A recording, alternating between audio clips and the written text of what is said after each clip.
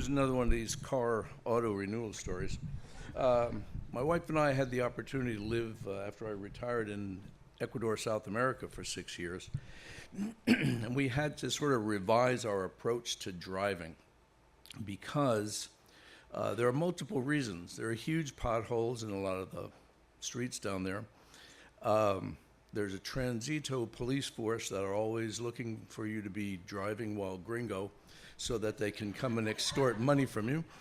And unfortunately, the people that live there, while being very lovely, it's not in their DNA to be good drivers.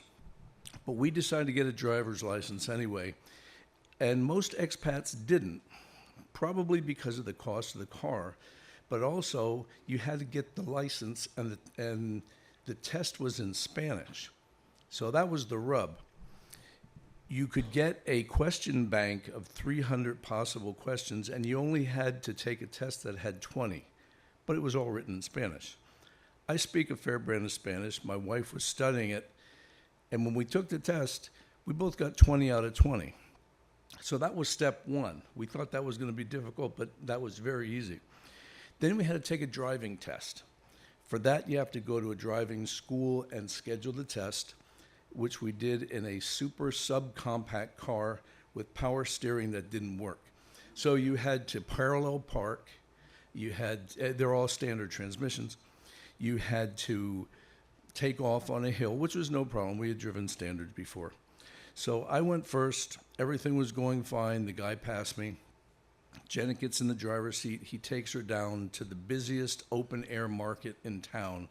And as she's dodging people on bicycles and foot and everything else, taxi drivers that don't pay attention to signs, we're coming to an intersection. There's a yellow light. The guy says, "Go for it," which she does and gets through, and everything's fine. We get back to she parallel parked and got the car off the hill. Everything was perfect.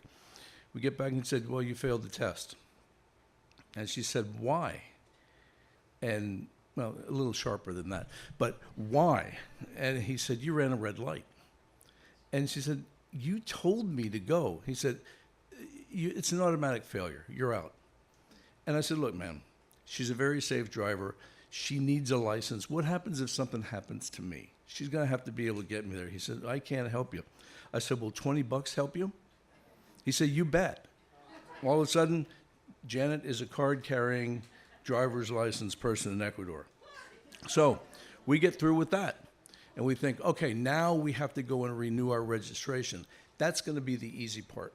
Because I'd been informed, look, you have to have all your stuff. You have to have a first aid kit. You have to have triangles for marking when you have a problem with the car. You have to have a fire extinguisher. You have to have a first aid kit. You have to have a flashlight. And you have to have the obligatory rope to be able to tow someone if they get in a problem.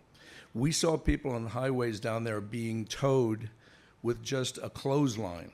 I mean, they had wreckers, but they did it with clotheslines. I had all this stuff set up.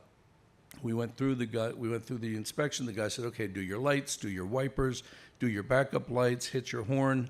Okay, pull off to the side. We're going to see what you have, with the other things you have." First aid kit, got it. Spare tire, got it. Jack, got it. Towing rope, got it. This guy was getting frustrated because they want to find a reason to flunk you. He said, "Flashlight." So I pulled the flashlight out of the glove compartment, and probably like 95% of the people in the room here, the batteries were dead. So he said, "Well, you fail." I said, "Hey, no, check this out, Chief." I pulled my phone out, turned that on. He said, "That's not good. You need one of these, a flashlight." So, okay, he pulled out the fire extinguisher, which had never been used, but the decal that was on it showed that it was defunct as of 2 months ago. He said, "Okay, you have 2 infractions, you fail." I said, "Look, the little ring hasn't even been pulled, and the meter shows that it's in the green." He said, "I'm sorry, you're going to have to come back some other time." And we'd been waiting like 2 hours to get this thing done. I said, "Is there anything that we can do to get this taken care of?" He said, "Well," I said, "how about $10?" He said, "That'll take care of it." So, boom. So he gets the $10. So then we had to go and register the car. And I'm thinking, this is going to be, or once we got that done, I went back and told a buddy of mine about this. He said, don't ever get your car inspected in the city. Go 40 miles away to the next county and have them do it. Okay, fine. We did that the next time we had to get it done. And the only pain in the neck with it was we had to go to 3 different buildings and pay 3 little small fees to get the sticker. And then when the guy came down to inspect the car, he said, turn your windshield wipers on. Good. Turn them off. He said, you're good to go, and away you went. It's great being back here because every year I don't have to go anyplace to get my renewal done. I don't have to bribe anybody yet. And I send my $37.50 in, and I'm golden. Thank you very much.